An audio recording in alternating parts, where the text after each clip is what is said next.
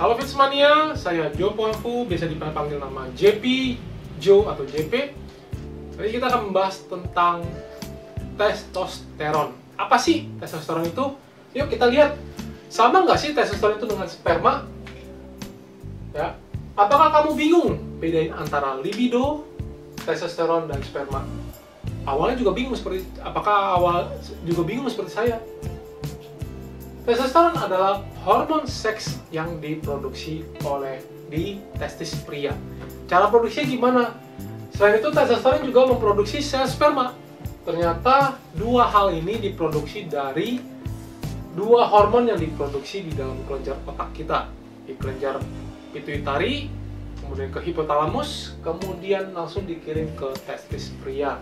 Jadi LH itu luteinizing hormone, memproduksi testosteron. FSH itu adalah follicle stimulating hormone, produksi sel sperma. Selain itu, wanita juga produksi testosteron di dalam ovarium. Testosteron berfungsi apa? Dipakai untuk tubuh, untuk pertama otak, yaitu menaikkan libido kita, memperbaiki mood, menambah kepercayaan diri kita, dan membantu fungsi memori. Lalu testosteron juga membantu di dalam hal tulang dan kulit, menjaga densitas tulang, pertumbuhan rambut, produksi kolagen di kulit, produksi sel darah merah. Lalu testosteron juga berfungsi di organ kelamin untuk pematangan sperma, pertumbuhan prostat, dan membantu dalam hal fungsi ereksi. Dan terakhir di otot rangka, yaitu pertumbuhan massa otot dan peningkatan kekuatan. Bahan dasar testosteron adalah kolesterol. Jadi dari liver, kolesterol dibawa oleh alat transportasi LDL, dikirim ke kelenjar adrenal dan testis atau ovarium pada wanita. Jadi pada saat kita berpuasa, selain itu pada saat berpuasa, autofagi saat puasa itu lebih dari 18 jam, itu ternyata menaikkan regulasi testosteron kita di testis dengan mendaur ulang kolesterol yang rusak. Nah, ini bisa saya ambil dari narasumbernya dari dua website yang berbeda ini. Jadi sebenarnya kolesterol ini adalah alat HDL dan ADL ini adalah alat transportasi kolesterol. Pelepasan testosteron dengan cara pulsatil. Ya, ini pulsatil artinya seperti denyut jantung atau denyut nadi dan mengikuti ritme sirkadian tubuh. Jadi tertinggi pada pukul 6-8 pagi dan terendah pada pukul 6-8 sore atau malam. Setelah dilepas, testosteron ini langsung terbagi 3 kategori, 3 jenis. Terikat dengan albumin, terikat dengan SHBG, dan bebas. Total terikat ada 98%. Terikat dengan albumin ini ikatannya lemah sebanyak 54%, dan terikat dengan SHBG dan terikatnya dengan kuat sebanyak 44%. Biasanya terikat dengan SHBG ini estrogen atau misalnya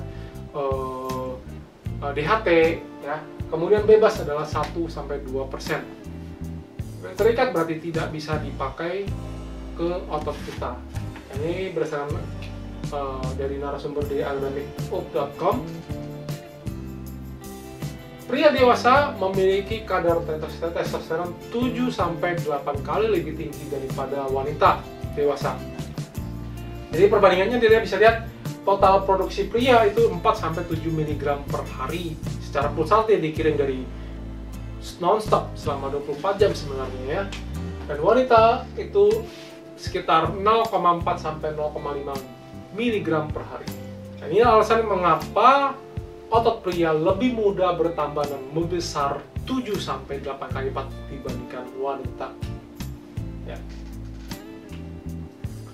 Testosteron pada pria ternyata memberikan dorongan seks atau libido lebih tinggi. Jadi libido itu dorongan seks atau dengan kata lain nafsu birahi. Jadi apabila testosteron kita naik, maka libido kita ikut naik. Testosteron turun, libido juga ikut turun. Tetapi apabila kita menambah libido kita, testosteron tidak ikut naik.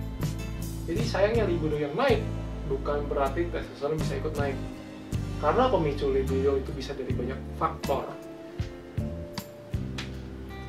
Pria setelah melewati usia 30 tahun, kadar testosteronnya berkurang 1% setiap tahunnya. Jadi ini perbandingan total testosteronnya dengan dalam bentuk satuan nanogram per desiliter. Ini testosteron bebas, free testosteronnya juga ada nanogram per desiliter juga. Usia 25, kurang dari 25 tahun, 25 sampai 34, 35 sampai 44. Dan ini berkurang terus 1% ya. Jadi silakan berikan komentar. Menurut Anda apa saja yang bisa meningkatkan testosteron kita? Silahkan beri komentar di bawah. Semoga ini bermanfaat. Setujukah Anda bahwa investasi yang terbaik adalah investasi terhadap tubuh kita sendiri? Dan ini karena kita lah yang menikmatinya, bukan orang lain. Semua ini bisa dimulai dari kesehatan tubuh. Memang kesehatan bukanlah segala-galanya, tetapi segala-galanya tidak berarti tanpa kesehatan. Selain itu, kesehatan dan kekuatan mental kita ternyata dipengaruhi oleh kekuatan fisik kita. Jadi kita perlu melatih fisik kita supaya kita bisa mengatasi dan melewati segala tantangan dalam hidup kita. Saya Jopo Alfu, bersama Binarganet, kami mengajak Anda membangun generasi baru yang lebih fit, cerdas, dan tangguh.